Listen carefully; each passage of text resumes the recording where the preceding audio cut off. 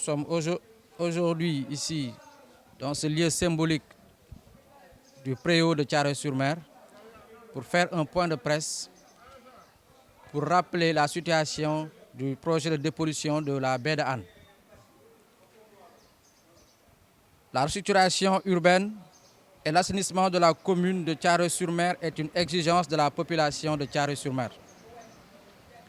Depuis plus d'une dizaine d'années, les acteurs communautaires, municipaux et coutumières de Thiaroye-sur-Mer portent cette doléance et l'ont exposée à tous les niveaux de l'État et de ses démembrements. C'est ayant constaté le démarrage des travaux du projet de dépollution de la baie de Hann sans en avoir informé la population que la coordination des acteurs de Thiaroye-sur-Mer s'est opposée à leur poursuite sans la prise en charge de la restructuration de Thiaroye-sur-Mer, comme cela a été fait à Hann et à Mbao. Pour exprimer son mécontentement et le lancement sans appel aux autorités du pays, cette manifestation pacifique a été organisée le 4 mai. La coordination des acteurs a pris part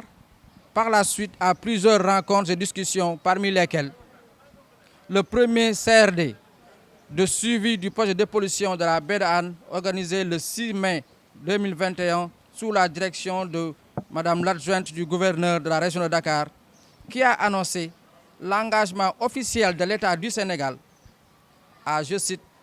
prendre en charge la restructuration urbaine et la régularisation foncière de la commune de Thiaroye-sur-Mer en urgence et en la considérant comme une composante du projet de dépollution de la baie de Hann. Fin de citation. La réunion entre les équipes de l'ONAS et la coordination des acteurs de Thiaroye-sur-Mer, tenue le 7 mai à la Maison de la Femme, sanctionnée par l'engagement de l'ONAS à travailler à la recherche des moyens de financer le projet de restructuration de la commune de Thiaroye-sur-Mer. La réunion entre les catégories d'acteurs de Thiaroye-sur-Mer et l'équipe de la direction de l'urbanisme et de l'assainissement et de l'architecture des GUA, du directeur de l'ONAS et de la Fondation Droit à la Ville. Lors de cette rencontre, le directeur de la DGIA et son équipe ont fait part de leur engagement ferme pour la prise en charge du projet de restructuration et de régularisation foncière de la commune de Thiaroye-sur-Mer et de la prendre comme phase pilote dans le cadre du projet Transformer 100 bidonvilles du Sénégal.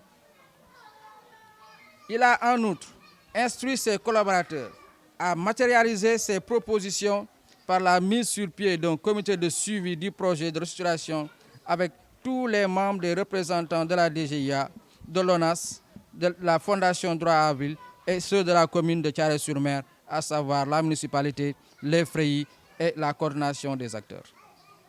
Ce comité devrait se rencontrer tous les mois pour assurer le suivi et le partage d'informations entre autres missions. Ce comité de suivi mis en place au mois de mai a rédigé de façon participative les drafts 1 et 0 du projet de restructuration avec un chronogramme clair. Cependant, les membres de la coordination des acteurs de Thiaroye-sur-Mer ont constaté un retard notoire dans l'exécution des activités préliminaires du projet prévu il y a 1 mois, mais qui ont duré 3 mois, et d'autres qui devraient être finis et qui n'ont pas encore démarré. La coordination des acteurs de Thiaroye-sur-Mer, n'ayant reçu aucune information sur les causes de ces retards, malgré les multiples relances, s'y ajoute la non-tenue des réunions mensuelles du comité technique.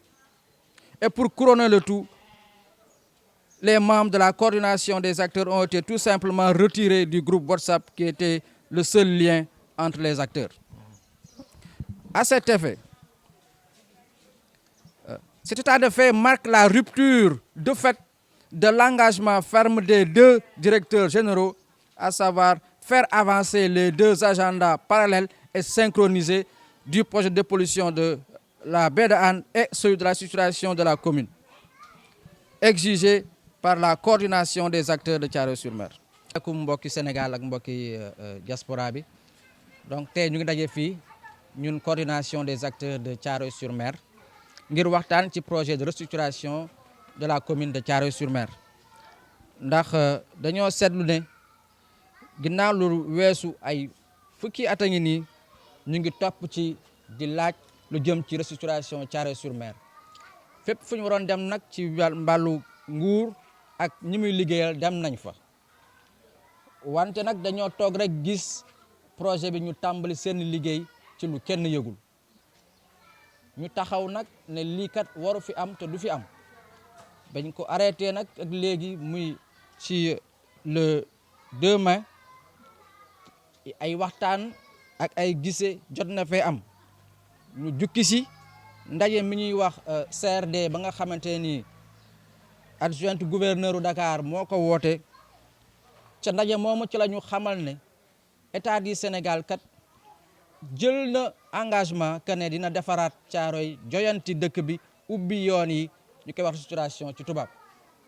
dina ko def ba pare dina ko def nag mu nekk pàcc bu bokk ci biir projet de pollution baie de Hann muy lu coordination bi rafetlu ba ñu ci jógee ñu def benn ndaje boo xamante ne nii fii ci Thiaroye Géej bu directeur ONAS ak équipe am daje fi ñoom ñu jëlaat fi engagement ne dinañu taxaw temm ngir ñu wut ay pexe ba ñu defar Thiaroye Géej ni ay naataangoom yi ñu ko defaree ca Mbaaw ak Yaraax waaye bi ci ëpp solo mooy ndaje ma ñu defee ca DGIA mooy kuréel gi yor mbirum restructuration ci Sénégal directeur bi jël ay engagement yu am solo ci turu état ne kat fas nañu yéene defaraat Thiaroye-sur-Mer ni ay naataangoom yi Mbaaw ak Yaraax te nañ def bépp pexe ngir mu sotti ngir jëmmal loolu mu daal di nag teg comité ñu wax comité de suivi kuréel goo xamante ni moo war a taxaw di saytu liggéey boobu ba mu jëm kanam te nag liggéey boobu nag mu teg ko ne projet bi dinaa ko dugal ci lu ñuy wax projet transformer 100 bidonvilles au Sénégal ba pare teg ko projet pilote wante nag ba ñu demee ba ca biir dañoo gis ne comité boobu la mu liggéey ne teg na projet ba tënk ba teg chronogramme waaye chronogramme boobu mu teg nag moom dañ ko respecté wul mu am ay retard yu am solo sooke yu toll ci 3 weer ak ay activités yoo xamante ne nii waroon nañ ko tàmbali waaye sax waroon naa jeex waaye sax kenn tàmbali ko ci loolu ci la coordination bi jógee xamal leen ne lii ngeen def kat dafa mel ni kat yéen lañ fasante woon fecc ngeen ko